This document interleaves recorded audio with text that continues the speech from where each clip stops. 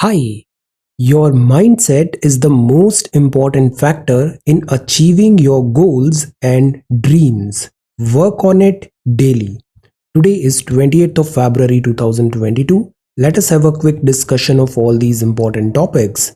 Rapid G K yesterday questions के answers हैं। ओडिशा का है Dalkhai popular folk dance. Jalgaon का बनाना, इसको ज्योग्राफिकल इंडिकेशन का टैग मिला है। This is in Maharashtra. His holiness the Dalai Lama 14th ने ऑथर किया है book the little book of encouragement. Dalai Lama is a post और अभी 14th दलाई लामा है। Fergusson college at Pune 1885 Deccan education society ने एस्टैब्लिश किया था। Din e Ilahi religion was founded by Akbar. So these are answers of yesterday's questions. आज के सवाल हैं, शोंडोल डांस एक फेमस डांस है of which part of India? Banerghatta National Park is situated in which state? Kakin Hills make a boundary between India and which neighbor? Amravati, Arkavati, Bhavani, Chinar, Himavati, Kabini, ये tributaries हैं किस river की? Through which pass the river Sutlej enters India from Tibet? So these are questions for today. आज की vocabulary है advent. Advent का मतलब होता है आगमन। The arrival of a notable person, thing और इवेंट, अपीयरेंस। स्पूक्ड का मतलब होता है डरावना। फिल्ड विद फियर और ड्रीड, अफ्रेड। टम्बल का मतलब होता है लुढ़कना, जैसे रूबल है Russian currency, tumbled. Fall suddenly, clumsily, लुढ़कना। जेपर्डाइज का मतलब होता है खतरे में डालना। Someone or something into a situation in which there is a danger of loss, harm or failure. Culpability का मतलब होता है दोषी। Responsibility for a fault or wrong, blame, guilt, fault. So these are vocabulary words for today. If you come across any other important word, write down that word along with its meaning in the comment section down below. Language proficiency बहुत ज़रूरी है। आज 24th of February है। Answer writing start करते हैं। ये आज के दो सवाल हैं। Today we are going to talk about Ukraine crisis का update, shattering myths about peafowl, India P foul.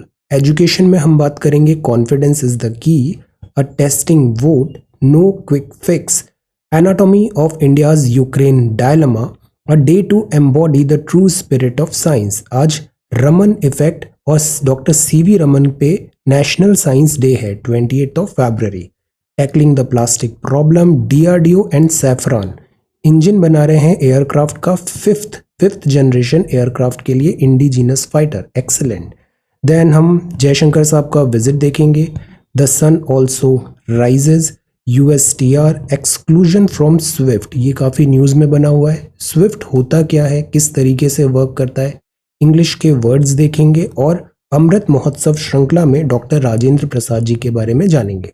So we are going to talk about all these topics in next about 35 to 40 minutes. Our reference material is this the Hindu. See, कल से ये time table हम follow कर रहे हैं। आज 28th फरवरी हो गया, फरवरी इज एंडिंग, अब मार्च स्टार्ट हो रहा है। कल से ये पूरा पैटर्न अपन फॉलो करेंगे।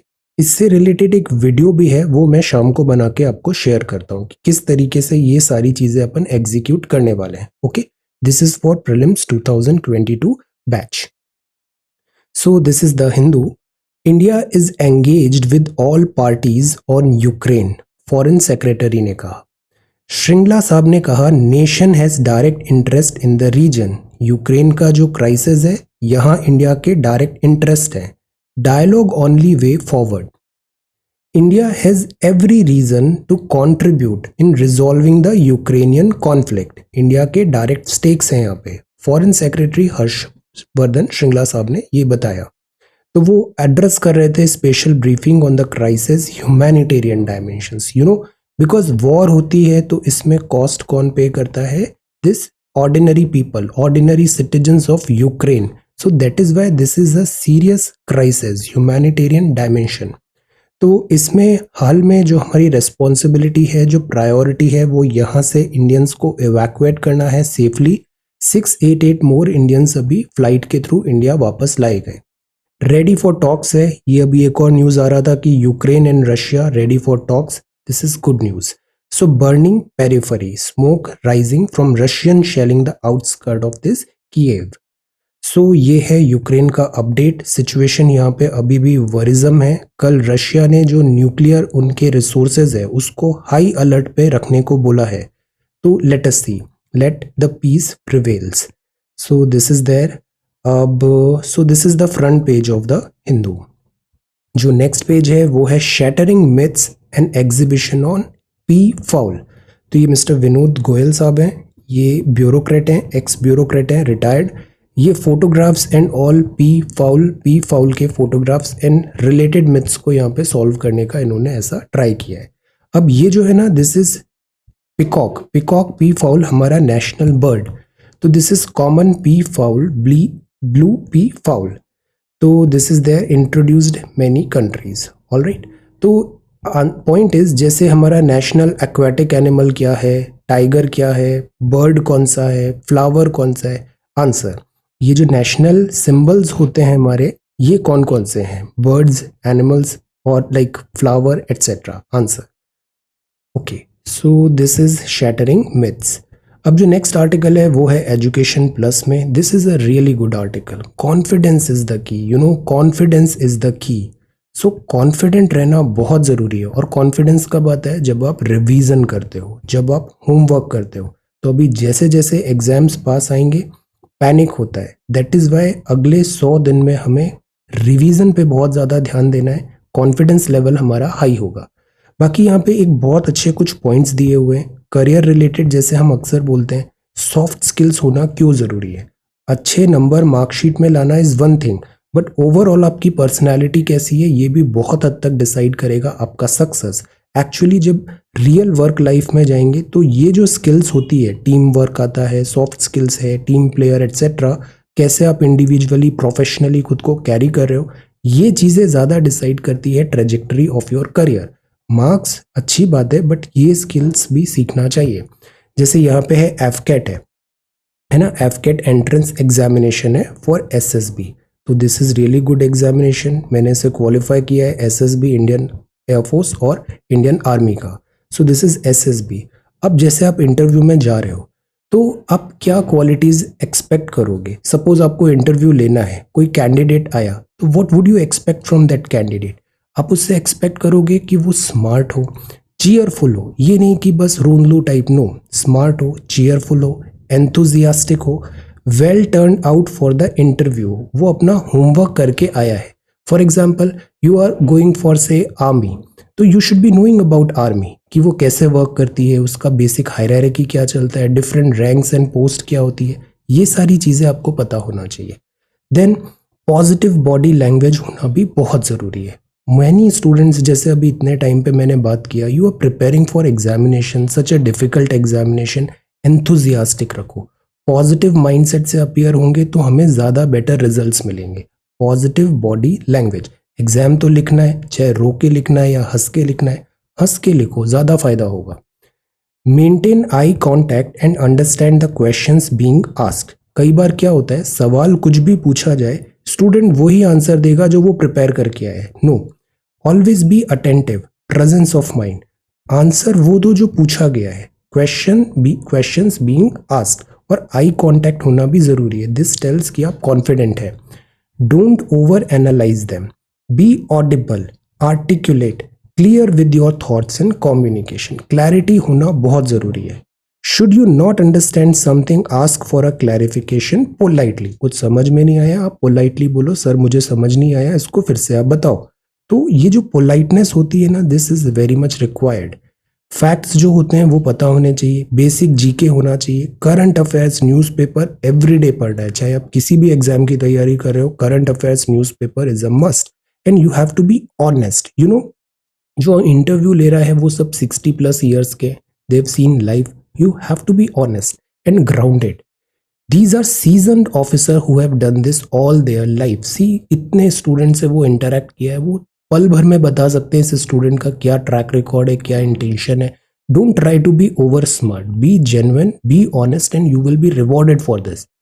B fully physically present and make sure to answer every aspect of the question. Answer writing में मैं आपको क्या बताता हूँ, जो पूछा गया है उसको पढ़ो, जो सारे एस्पेक्ट्स है उसको आंसर करो, आधा अधूरा नहीं।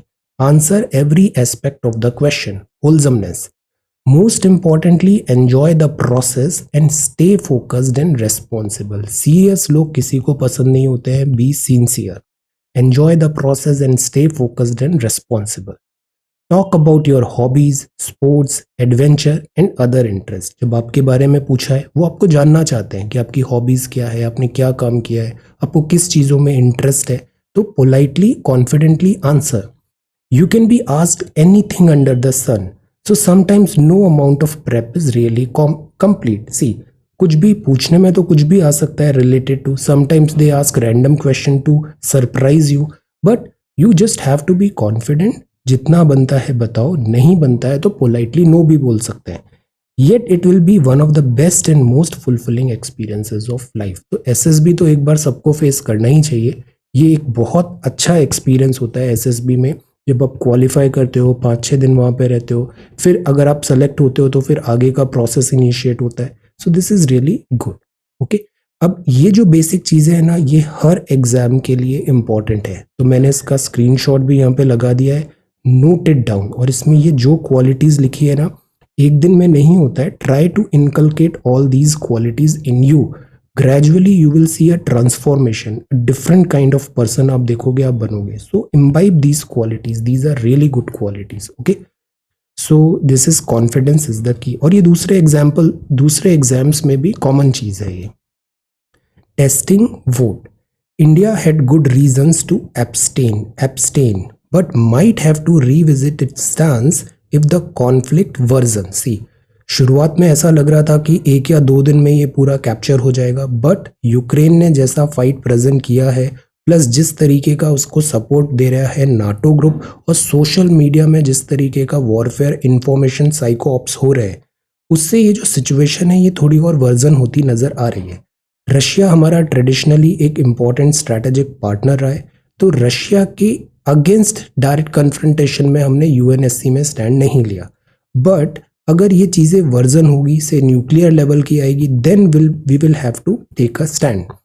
तो इंडिया को रिविजिट करना पड़ सकता है अपना stance if the conflict worsens. Russia का जो वीटो था रिजोल्यूशन 8979 पे, ये प्री डिटरमाइंड आउटकम था। रशिया परमानेंट यूएनएससी मेंबर है, तो रशिया ने इसको वीटो कर दिया। इससे पहले भी जैसे जॉर्जिया 2008, क्रीमिया 2014, रशिया ने वीटो किया है यूएनएससी में, क्योंकि परमानेंट मेंबर है। सी, जो वीटो पावर है ना, ये केवल परमानेंट मेंबर को मिलता है, नॉन परमानेंट को नहीं मिलता है।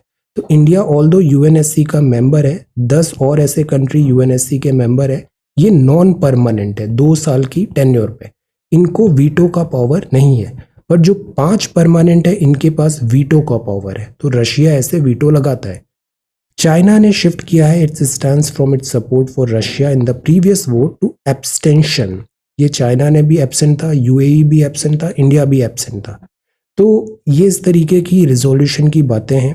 लेट अस सी, बात ये हो रही है use of force against Russian troops, जो है चैप्टर दिस 7 में, इसको वापस अग्री किया जाए या नहीं किया जाए। बिकॉज यूएनएससी जो है, इसका काम होता है world peace and order establish करना।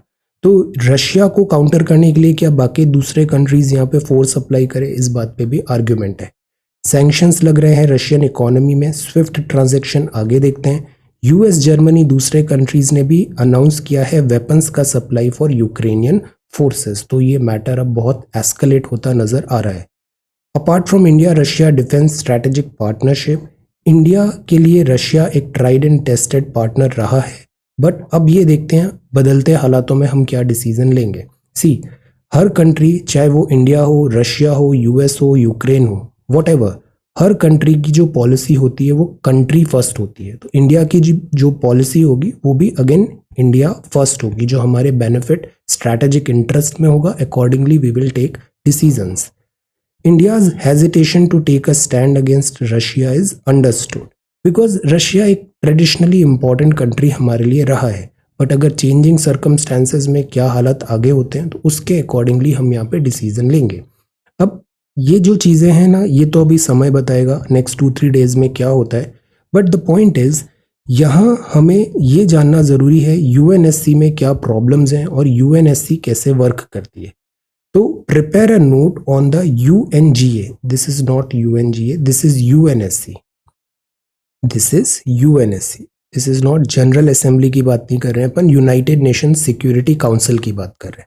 So prepare a note on the United Nations security council, discuss its structure and mandate, highlight the urgency of reforms in its functioning. Very important question. UNSC क्या है, कैसे members है UNSC में, कौन permanent कौन non permanent, procedure क्या होता है. Prepare a note. इसका रोल एंड मैंडेट क्या होता है यूएनएससी का, बिकॉज इसका भी सीवियर क्रिटिसिज्म हो रहा है आज की डेट में. यूएनएससी ऐसा बोला जा रहा है यूनाइटेड नेशन तो बस एक पपेट बन गया है, म्यूट स्पेक्टेटर बन गया है. तो इसका स्ट्रक्चर क्या है, मैंडेट क्या है, और रिफॉर्म्स की क्यों जरूरत है. जैसे इंडिया को परमानेंट पोजीशन मिलना चाहिए यूएनएससी में given the size and might of India. So urgent reforms required है. Try to answer this question.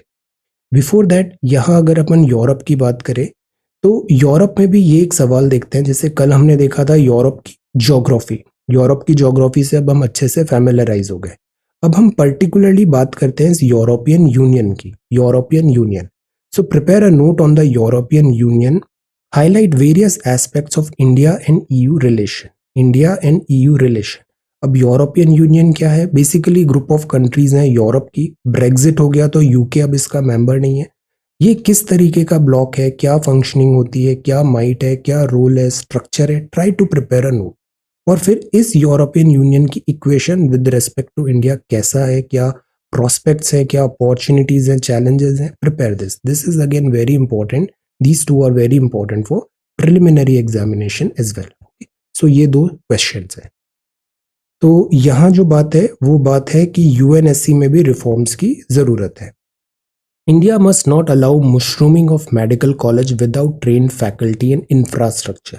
अब यूक्रेन की बात आई, रशिया की बात आई, तो यहाँ पर एक्चुअली जो हेल्थ केयर है वो स्टेट फंडेड काफ़ी होता है और रिलेटिवली थोड़ा चीपर भी होता है. वैसे अगर इंडिया में हेल्थ केयर का डॉक्टर्स और ये ऐसे अगर कोर्स करना होता है तो हमारे यहाँ पे इंडियन कॉलेजेस होते हैं. कुछ स्टूडेंट्स जाते हैं से यूएसए, यूके, ये भी एक डेस्टिनेशन होती है, यूरोप भी होती है. Some students go towards this central Asia, this Ukraine, Russia, इधर जाते हैं. बात यह है जैसे अभी यूक्रेन क्राइसिस हुआ तो बहुत सारे स्टूडेंट्स जिनको लाना पड़ रहा है उसमें मेडिकल स्टूडेंट्स भी बहुत हैं. तो ये एक मुद्दा उठा कि हमारे यहाँ भी मेडिकल कॉलेजेस ज़्यादा होने चाहिए बिकॉज हमारे यहाँ सीवियर शॉर्टेज है डॉक्टर्स का भी. कोविड-19 के बैकड्रॉप में हमने ये देखा. तो we need to set up more medical colleges. This is a fact, we all agree. जो जीडीपी है उसका ज़्यादा परसेंटेज हेल्थ केयर इंफ्रास्ट्रक्चर में डाइवर्ट करना ज़रूरी है. तो इंटेंशंस अच्छा है, मेडिकल कॉलेजेस हमें ज़्यादा ओपन करने की ज़रूरत है. जो एंटायर मेडिकल एजुकेशन है इसमें स्केल चाहिए, रिवैम्प चाहिए, नंबर्स हम बढ़ाएं.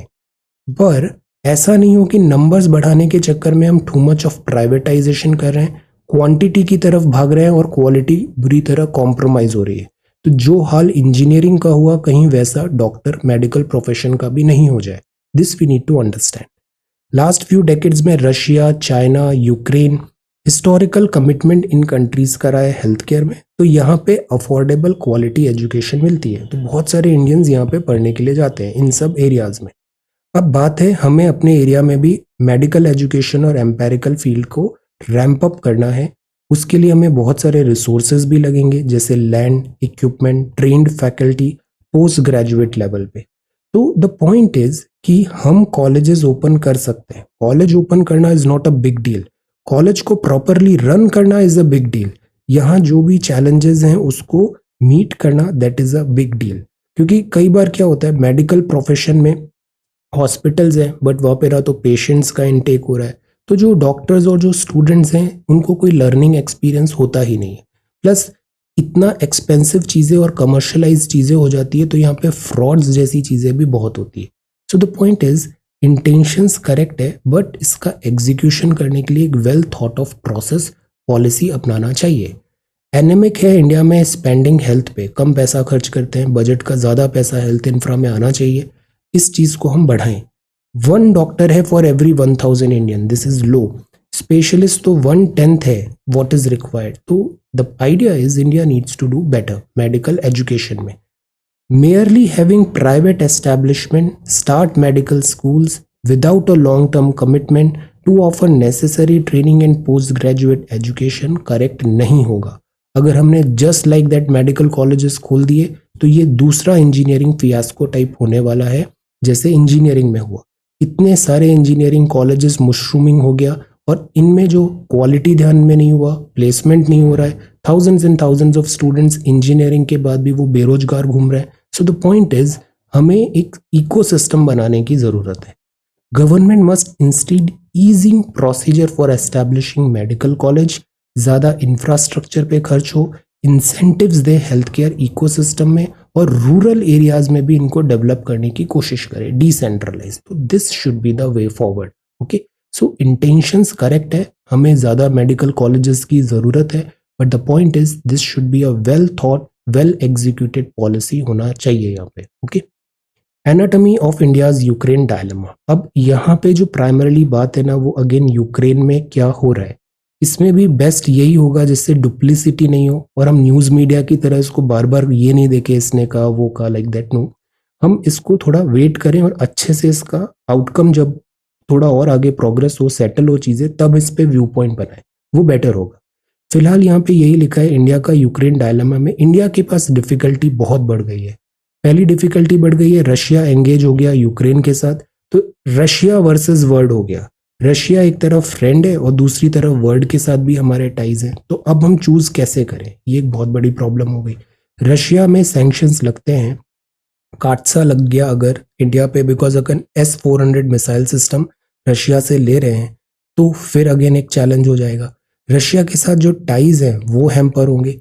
तो रशिया के साथ जो डिफिकल्टीज हैं वो तो है, बट अगर रशिया को इस तरीके से कॉर्नर किया जा रहा है तो रशिया और चाइना का बहुत स्ट्रॉन्ग एक्सेस बनता जा रहा है, और वो अगेन हमारे लिए एक सेकेंड प्रॉब्लम स्टार्ट हो जाएगा, रशिया एंड चाइना का access. So the point is, ये वॉर नहीं होता वो इंडिया के बेस्ट इंटरेस्ट में, बट अब आगे क्या होता है, लेट अस सी। यूएनएससी में इंडिया ने फिलहाल तो एब्सटेन किया था। सिचुएशन अगर बहुत वर्जन होती है, ह्यूमैनिटेरियन लॉसेस, क्राइसिस होता है, तो इंडिया को एक स्टैंड लेना पड़ेगा, तो चीज़ें और फिर डिफिकल्ट होगी। अभी यहाँ पे देखते हैं क्या होता है। नाटो एक तरफ पुश कर रहा है, अब जैसे रशिया का जो स्टैंड हुआ ना, उससे एक और चीज़ हो गया कि नाटो जो एक वीक बन गया था, कोई यूनिटी नहीं थी, अब ये एज अ स्ट्रॉन्ग यूनिट की तरह उभरा है नाटो। सी, जर्मनी जो था वो वेपनाइजेशन के अगेंस्ट था, बट जर्मनी ने फिर से अपना वेपन प्रोग्राम रीस्टार्ट करने को बोला है। कम से कम 2% ऑफ जीडीपी अब वो वेपन्स में डालेंगे। स्वीडन जो था वो पॉलिसी रख रहा था न्यूट्रल रहने का, बट अब स्वीडन भी आर्म्स सप्लाई कर रहा है यूक्रेन। तो वॉर में ऐसे ही होता है, हमने फर्स्ट वर्ल्ड वॉर देखा, सेकेंड वर्ल्ड वॉर देखा, वन इवेंट आफ्टर अनदर, चीज़ें आउट ऑफ कंट्रोल हो जाती है। So let us see, let us hope for the best, ये चीज़ जल्दी से जल्दी डी एस्केलेट हो। इमर्जिंग डुअलिज्म हो रहा है। डुअलिज्म क्या हो रहा है, एक तो कॉन्टिनेंट है, दूसरा सी है। ये चीज़ हम डे वन से बोल रहे हैं, कॉन्टिनेंट में ना बहुत सैचुरेशन आ गया है, बहुत ज़्यादा मैनूवरिंग करना डिफिकल्ट है। इधर पाकिस्तान है, इधर चाइना है, हमारे पास पर ओशन तो पूरा खुला पड़ा है ना, हमें इधर फोकस करें तो ज़्यादा अच्छे बेनिफिट्स रीप कर सकते हैं अपन।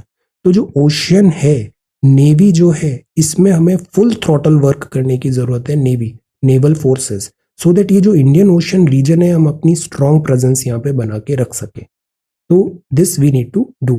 अदरवाइज यहाँ पे पूरा जो एक्सेस बन रहा है, सेंट्रल एशिया में भी, अफगानिस्तान में तालिबान टेक ओवर हुआ, चैलेंजेस हैं यहाँ पे। शंघाई कोऑपरेशन है, ये भी डिस्टर्ब होगा अगर रशियन क्राइसिस और एस्केलेट होता है। इंडो पैसिफिक में आगे कैसे बढ़ना है, ये भी एक इम्पैक्ट होगा। देन यूक्रेन के साथ जो इश्यूज हैं, प्लस इस एरिया में चाइना सबसे ज़्यादा गेन हुआ है, चाइना को विंडफॉल गेन हुआ है इस पूरी एक्सरसाइज से। एक तो वेस्ट का पूरा ध्यान जो पहले चाइना पे था, वो चाइना से हटके रशिया पे आ गया, बट अब China silently Taiwan and south China से सारा काम इजीली कर लेगा। दूसरा, रशिया पे जो सैंक्शंस है, तो रशिया की प्रॉक्सिमिटी अब चाइना पे बढ़ेगी, तो चाइना को एक स्ट्रॉन्ग मिलिट्री पावर अपने पास मिल गया। चाइना की वेपन्स इतना प्रोवेस है नहीं, रशिया के पास वेपन्स का प्रोवेस है, डिफेंस का प्रोवेस है, तो वो this like hand and glove relation हो गया दोनों का, ही दोनों को फायदा होगा। चाइना का मनी, रशिया का डिफेंस, ये एक्सेस एक बहुत डेडली एक्सेस बनता नजर आ रहा है, जो वर्ल्ड और दिस इंडिया के कॉन्टेक्स्ट में क्या रिजल्ट होगा, वी विल हैव टू सी। तो इससे हमारी जो फॉरेन पॉलिसी है, वो भी कहीं ना कहीं अब हमको फिर से मैनूवर करना पड़ेगा चीज़ों को, जियो पॉलिटिक्स को। अब ये ना स्पेकुलेशंस है, लेट अस सी अभी क्या होता है, चीज़ें यहाँ पे बहुत अनसर्टेन है, ऐसा हो तो वैसा हो, लाइक दैट। फिलहाल के लिए जो हमें अग्रीमेंट है वो ये है कि सी जो है, सी पे हमें फोकस रखना चाहिए। ब्लू वाटर नेवी का जो हमारा एम्बिशन है, एयरक्राफ्ट कैरियर है। और एक और बहुत बड़ा लेसन है कि जो डिफेंस है, मिलिट्री है, इसका स्ट्रॉन्ग रहना बहुत ज़रूरी है। यूक्रेन ने अपने न्यूक्लियर्स ड्रॉप किए, डिफेंस नहीं किया, मिलिट्री नहीं किया, Ukraine is facing trouble. So India को मिलिट्री पॉइंट में कभी भी वीक नहीं होना है, बिकॉज हमारे ये दो हॉस्टाइल नेबर्स हैं, एक इधर बैठा है, दूसरा दिस। सो मिलिट्री वे में हमें हमेशा स्ट्रांग रहने की जरूरत है। So this is anatomy. A day to embody the true spirit of science. अब आज जो है, आज हम साइंस डे मना रहे हैं। साइंस डे इसलिए मनाते हैं because national science day, because sir C V Raman, sir C V Raman ने कहा national science begins as a philosophy and ends as a art. आप नोबेल लॉरेट भी थे। तो रमन इफेक्ट आपने ढूंढा था, रमन इफेक्ट। रमन इफेक्ट क्या होता है? Raman effect is the phenomenon of scattering of light. Light पढ़ा है हमने, विबग्योर होती है लाइट में, इलेक्ट्रोमैग्नेटिक स्पेक्ट्रम में। और अगर हम स्पेसिफिकली इस विजिबल रेंज में देखें तो ये होता है विबग्योर। अभी जो लाइट होती है इसकी डिफरेंट वेवलेंथ होती है। रेले भी हमने पढ़ा था, लैम्डा 1/λ⁴ स्कैटरिंग ऑफ लाइट। तो रमन इफेक्ट में आपने इसी स्कैटरिंग के फिनोमिनन को एक्सप्लेन किया था और इससे क्वांटम थ्योरी के कुछ कॉन्सेप्ट्स का प्रूफ मिला। ये बहुत इंपॉर्टेंट सिग्निफिकेंट आपने पता लगाया था 1928 में। 1930 में आपको नोबेल प्राइज भी मिला था फिजिक्स में। सो इसीलिए अपन साइंस को सेलिब्रेट करने के लिए 28 नेशनल साइंस डे हम सेलिब्रेट करते हैं। आप बताओ फंडामेंटल ड्यूटी में साइंस से रिलेटेड कुछ फंडामेंटल ड्यूटी है क्या? आंसर, साइंस से रिलेटेड कौन सी फंडामेंटल ड्यूटी है? ओके, तो साइंस से रिलेटेड यहाँ पे बात है, ये हमारे कंडक्ट में भी आना चाहिए। रैशनैलिटी होना चाहिए, आस्क क्वेश्चन, इंक्यूजिटिव होना चाहिए। जो ट्रेडिशंस हैं जो लाइक रॉन्ग ट्रेडिशंस हैं या फिर जो बातें हैं उनसे हमें साइंस की तरफ बढ़ना चाहिए, चैलेंज करना चाहिए उसे। Science based, fact based, example based, experiment based, these thing we should encourage. So main take away जो होता है, जैसे साइंस एक यूनिवर्सल लैंग्वेज होती है। इंडिया का जो साइंस में काफ़ी अच्छा हिस्ट्री भी रहा है, हमारे यहाँ साइंटिस्ट बहुत अच्छे फील्ड में रहे, उन्होंने डिफरेंट इन्वेंशंस भी किए, डिस्कवरीज भी किया। इस ट्रेडिशन को आगे बढ़े, स्टीरियोटाइप एटसेट्रा से दूर हो। एक और मैसेजिंग है, वो जो सूडो साइंस होती है कि हम हर चीज़ को साइंस बताने की कोशिश करते हैं, इससे भी बचना चाहिए। Tackling the plastic problem. UN का एनवायरनमेंट असेंबली मीट करेगा प्लास्टिक की प्रॉब्लम। प्लास्टिक के साथ अच्छी बात यह है, ये बहुत ड्यूरेबल होता है, बहुत चीप होता है, रिलायबल भी होता है। प्लास्टिक मास प्रोडक्शन इजी होता है, डिस्ट्रीब्यूशन एंड हैंडलिंग इजी हो जाता है, तो इसलिए प्लास्टिक बहुत पॉपुलर हो गया। प्लास्टिक हर जगह यूज होता है, से पॉलिथीन हो गई या फिर गैजेट्स हो गए, टॉयज हो गए, इक्विपमेंट्स हो गए, plastic is everywhere. The only thing with plastic is it is not biodegradable. This is not biodegradable. एक बार प्लास्टिक बन गया तो ये खत्म ही नहीं होता है, ये फॉर एवर ये जमा होता जाता है। तो इसका जो डिस्पोजल है वो एक बहुत बड़ी प्रॉब्लम हो रही है। सेकंड, प्लास्टिक के साथ प्रॉब्लम ये होता है, कई बार ये टूटता है तो माइक्रो प्लास्टिक बनता है और फिर वो फूड चेन, फूड वेब में आ जाता है। प्लास्टिक जो होता है वो कैंसरस भी होता है। सो द पॉइंट इज, इस प्लास्टिक प्रॉब्लम को कैसे सॉल्व करें? एक तरीका ये है कि जो प्लास्टिक है इसका यूजेज कम करें। Usages in the sense alternative ढूंढें। जैसे कई बार हम बोलते हैं ना, प्लास्टिक की जगह पेपर बैग यूज करो, तो ऑल्टरनेटिव ढूंढें। दूसरा, इसका डिकम्पोजिशन में भी हम साइंस एंड टेक लगाएं। जैसे प्लास्टिक डिकम्पोजिंग बैक्टीरिया मिले थे, प्रोसेसेस मिली थी। This is the way forward. Otherwise ये जो प्लास्टिक का अक्यूमुलेशन है एनवायरनमेंट में, जो अक्यूमुलेट हो रहा है, ये बहुत कैटास्ट्रॉफिक होगा आने वाले टाइम पे। तो यूएनईपी भी यही बोल रही है कि प्लास्टिक को किसी तरीके से रिमूव करना, इसका ऑल्टरनेटिव ढूंढना ज़रूरी है। बैग्स, बॉटल्स, ये सब जो है ना, इसका बहुत नेगेटिव इफेक्ट होता है एनवायरनमेंट में। रिसाइकल करें, रिड्यूस करें प्लास्टिक का यूजेज। तो ये रेगुलर टॉक्स हैं जो हम पढ़ते रहते हैं कि प्लास्टिक को किस तरीके से हम करें। प्रोड्यूसर की रिस्पॉन्सिबिलिटी ले आए। जैसे आप देखो, स्विगी से कुछ ऑर्डर किया, अमेजोन से किया, उसकी कितनी अच्छी फैंसी प्लास्टिक में पैकेजिंग होती है, उसको कैसे कम करें? इको टैक्स लगा दें अपन। थिंक कि इसके सब्स्टिट्यूट्स कैसे लाएं और इसका यूजेज कैसे कम करें, तो इसकी जो सोशल कॉस्ट है उसको हम एड्रेस कर पाए। Plastic okay in focus, assembly election. For some, Polish border turns a bridge so far. Then India to face tough choices at United Nations General Assembly. General Assembly एक UNGA होता है जिसमें सारे मेंबर्स है United nation के, और इनमें से कुछ सेलेक्टेड मेंबर होते हैं UNSC में, यूनाइटेड नेशन सिक्योरिटी काउंसिल. तो let us see. DRDO and Safran to develop engine for aircraft. This is a very good news, क्योंकि हमने जैसे तेजस भी बनाया ना, पर इसका इंजन इम्पोर्टेड है. हम अगर इंजन भी खुद बनाएंगे तो हमारे पास ज़्यादा बेटर कैपेबिलिटीज़ आएगी. तो इंडिया फ्रांस ने इंक किया है deal 125 KN engine for indigenous fighter soon. तो this is good. 5th generation advanced multi combat aircraft के लिए ये बनेगा. Joint development, good. Technology transfer. पिछले कुछ टाइम पे फ्रांस हमारा काफ़ी रिलायबल पार्टनर की तरफ उभरा है, तो this is good. Defence manufacturing, जैसे रफेल है वो भी फ्रांस से लिया है, डसॉल एविएशन, दिस इज देयर. तो ये अच्छी बात है. इंजन मैन्युफैक्चरिंग में हमें दिस लर्निंग्स अच्छी मिलेगी यहाँ पे. Then this is their political news. The sun also rises. Fair weather है श्रीनगर में. This is so beautiful. Tourists flock to houseboats on the Dal Lake, ride against the enchanting backdrop of snow-clad mountains. Then this is Ukraine के refugee. News में mostly Ukraine related है कि यहाँ पे काफ़ी difficulties आ रही है. रशिया बेलारूशियन दिस बॉर्डर पे. West unleashes SWIFT ban. इसको आगे देखते हैं. Iran nuclear negotiator. अब ये दूसरा ट्रबल ईरान का है. ईरान में भी अगर न्यूक्लियर डील होती है तो it will be good for India. North Korea, ये एक डिफरेंट ही कंट्री है, टेस्ट कर रही है ballistic missile. United Nation flags Colombo's efforts on rights. Colombo के तो 49 सेशन ह्यूमन राइट्स काउंसिल में. तो जो श्रीलंका है, कोलंबो है यहाँ पे. श्रीलंका कोलंबो में प्रॉब्लम आ रही है, यहाँ की पॉलिसीज कुछ गलत थी, तो डेफिसिट बहुत ज़्यादा हो रहा है, डेट रिडन हो रही है ये कंट्री, और उसके कारण ह्यूमन राइट्स भी यहाँ पे चैलेंज हो रहे हैं. नेपाल ने US ग्रांट से रिलेटेड एक लॉ निकाला. फिर दिस इज स्पोर्ट्स और टेक्स्ट एंड कॉन्टेक्स्ट में प्रोटेस्ट रशिया में भी है. क्रिप्टो वॉर चल रहा है. ऑयल प्राइसेस सर्ज होगी, not good for India. Armed forces fund and Nigeria. यहाँ जो बात है वो है डिजिटल सर्विसेज टैक्स का. USTR, US trade representative. देखिए जैसे गूगल है, Google all over the world काम कर रहा है. गूगल ने एडवर्टाइजमेंट भी रन किए, जैसे इंडिया में एडवर्टाइजमेंट रन किए, कनाडा में रन किए. अब यूजुअली अगर प्रिंट एडवर्टाइजमेंट होते हैं तो उसमें टैक्स लगते हैं, बट जो डिजिटल एडवर्टाइजमेंट है उसमें किस बात का टैक्स, और कौन टैक्स देगा, टैक्स किस कंट्री में लगेगा, इन सब चीज़ों में क्लैरिटी होना ज़रूरी है. तो कनाडा ने क्या बोला, ये जो है ये USTR है, बिकॉज गूगल एटसेट्रा US की कंपनीज हैं.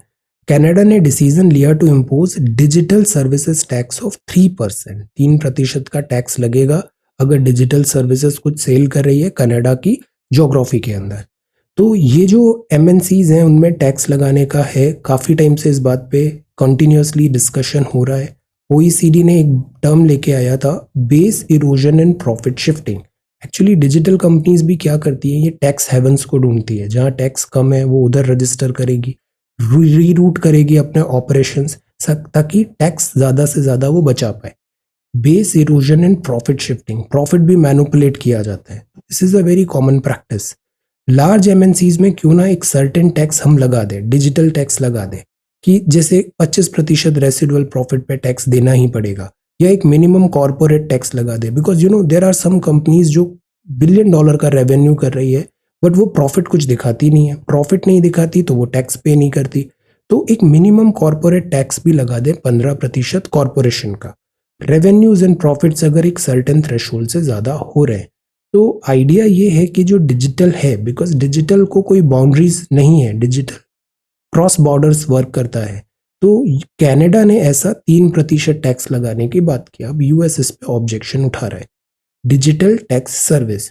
इंडिया ने भी ऐसे ही गूगल टैक्स करके एक बताया था, इक्वलाइजेशन लेवी, कि जो ऑपरेशंस इंडिया में हो रहे हैं, जैसे फेसबुक का हो रहा है, ट्विटर का हो रहा है, तो यहाँ टैक्सेशन लगाए. ये स्विफ्ट है. स्विफ्ट क्या होता है, जैसे बहुत सारे बैंक्स हैं, ये बैंक्स में जैसे आपका क्रेडिट कार्ड है, डेबिट कार्ड है, बहुत सारे बैंक्स इंटरकनेक्टेड कैसे हो, मैसेज कैसे जाए कि आपने HDFC से कार्ड से इतना पेमेंट किया और वो दूसरे बैंक में कैसे क्रेडिट होगा, लाइक दैट. तो इसके लिए कम्युनिकेशन सिस्टम होना चाहिए और वो कम्युनिकेशन सिस्टम है स्विफ्ट के थ्रू जो बैंक्स हैं वो डिजिटल जो ट्रांजेक्शन्स हो रहे हैं उसको मैसेजिंग कर पाते हैं, मैसेज भेज पाते हैं। तो दिस इज स्विफ्ट। तो स्विफ्ट एक मैसेजिंग नेटवर्क है जो बैंक्स करते हैं। जैसे हम व्हाट्सएप यूज करते हैं, ऐसे बैंक का एक नेटवर्क है मैसेजिंग का जिसपे बैंक यूज करते हैं और ये बैंक आपस में मैसेज करते हैं, ट्रांजेक्शन क्या हुआ एटसेट्रा। तो messaging network used by banks, financial institutions globally, पूरे वर्ल्ड में, quick and faultless exchange of information pertaining to financial transaction. तो जो भी ट्रांजेक्शन बैंक्स कर रहे हैं, फाइनेंशियल इंस्टीट्यूशंस कर रहे हैं, उसका इंफॉर्मेशन एक्सचेंज होता है बाय स्विफ्ट। ये बेल्जियम में है हेडक्वार्टर। 11,000 से ज्यादा बैंक इससे कनेक्टेड है, सिक्योरिटी ऑर्गेनाइजेशन भी, 200 कंट्रीज एंड टेरिटोरीज। अब आप देखो, किसी एक कंट्री को आपने स्विफ्ट से बाहर कर दिया तो उस कंट्री का तो आपने डिस्कनेक्ट कर दिया पूरे वर्ल्ड से, वो वर्ल्ड से कनेक्ट नहीं कर पाएगा जो बैंकिंग ट्रांजेक्शन्स या फिर कुछ फाइनेंशियल ट्रांजेक्शन्स में। सो ये चीज करके बैन करने की बात है रशिया को। दूसरा, यूरोप जिस तरीके से फ्लाइट बैन्स लगा रहा है रशिया पे, और रशिया की एक यहाँ कॉन्क्लेव्स भी है, इसी बात का डर है कि रशिया बहुत ज्यादा कॉर्नर्ड पुश नहीं हो जाए। And Russia is a nuclear power country. Each participant on the platform is assigned a unique 8-digit SWIFT code, bank identification code. जैसे व्हाट्सएप पे फोन नंबर है तो यहाँ 8-digit SWIFT कोड हो गया। न्यूयॉर्क में है, सिटी बैंक अकाउंट में है, HSBC अकाउंट लंदन में पैसे भेजना है, स्विफ्ट के थ्रू हो जाता है, वो मैसेजिंग चली जाती है 8-digit SWIFT कोड से। तो ये है पूरा कम्युनिकेशन का थिंग। तो वर्ल्ड एक्चुअली क्या कर रहा है, जैसे व्हाट्सएप ग्रुप है, उस ग्रुप से रशिया को हटा दिया। अब रशिया को हटा दिया तो रशिया का पूरा ग्रुप से जो कनेक्शन है वो चला जाएगा। तो इस बात से ऐसे सैंक्शंस करने की ट्राई कर रहे हैं। अगर ऑल्टरनेटिव ढूंढे तो ऑल्टरनेटिव बनाया जा सकता है, बट फिर इतने सारे 11,000 बैंक को उससे लिंक करना ये एक बड़ा कम्बरजम प्रोसेस है। तो टेलेक्स करके एक एडवांसमेंट आया था बट वो वर्कआउट नहीं हुआ। फिर दूसरी कंट्रीज अगर एक्सक्लूड होती है यहाँ से तो उनको ऑब्वियसली फाइनेंशियल ट्रांजैक्शंस में डिफिकल्टी आएगी। स्विफ्ट न्यूट्रल रहता है। अब इसमें एक और बात है, स्विफ्ट ने जिस तरीके से पॉलिटिकल मुद्दे में इंटरवीन किया तो एक मैसेजिंग चला गया कि ये जो यूएस बैक्ड ये जो स्विफ्ट और ये है वेस्टर्न कंट्रीज बैक्ड, ये इस तरीके से सैंक्शंस भी लगा देता है। तो अब इससे जो रशिया है और चाइना है ये अलार्म्ड फील करेंगे। In future they will try to develop their own system. तो अभी क्या होगा, बाइफर्केशन होगा, डिवीजन आएगा इस टाइप के ट्रांजेक्शन सिस्टम पे, because China and Russia are also very capable countries. तो ये बात है SWIFT messaging 2021। See 42 million FIN messages पर डे यहाँ पे रिकॉर्ड हुए थे। This is huge. रशिया को यहाँ पे इन्होंने बैन कर दिया है। Facebook made it self a hostage to fortune. Facebook as a company is not doing good. ज्यादा लोग फेसबुक से दूर जा रहे हैं और इसमें पॉलिसीज भी बहुत हद तक फेसबुक की रेस्पॉन्सिबल है। This is that. Then wolf down का मतलब क्या होता है, ये एक फ्रेज है। वुल्फ डाउन मतलब आपको बहुत भूख लगा है and you gulp things down because you are in a hurry और you are really terribly hungry, तो उसको बोलते हैं वुल्फ डाउन।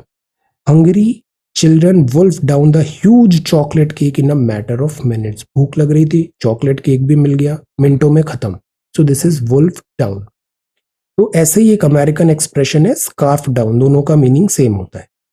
देन इसके बाद है वुल्फिंग डाउन। ऑपोजिट के साथ हम टू नहीं लगाते हैं। जैसे अक्सर हम ये बोलने लग जाते हैं कि my favourite sweet shop is right opposite to the metro, नहीं टू नहीं लगेगा, opposite the metro station is sufficient. Then plugging away at it मतलब होता है you are really working hard at it, आप उसमें बहुत मेहनत कर रहे हो, plugging away at it.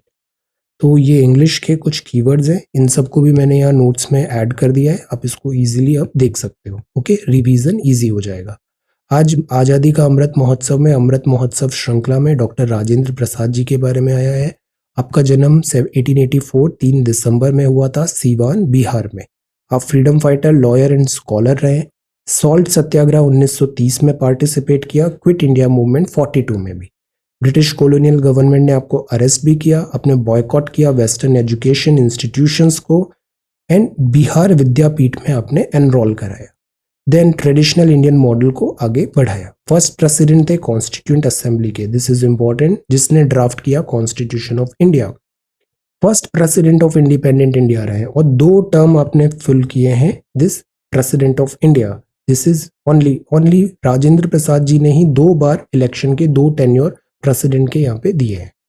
Tradition of non partisanship and independence office bearer का आपने एस्टैब्लिश किया। ये काफी अच्छा सीरीज आ रहा है अमृत महोत्सव। इसका मैंने एक 150 का एक पीडीएफ शेयर किया था, बाकी और थोड़ा कंपाइलेशन होने पे again I will share this PDF. Okay, so this is the Hindu. आज हमने ये सारे टॉपिक्स पढ़े। 2 पे आंसर राइटिंग करना है। European union, India and EU relation and UNSC के बारे में हमें आज समझना है। So this is 24th of February 2022. Thank you so much for watching this video. Take care, study well and be safe.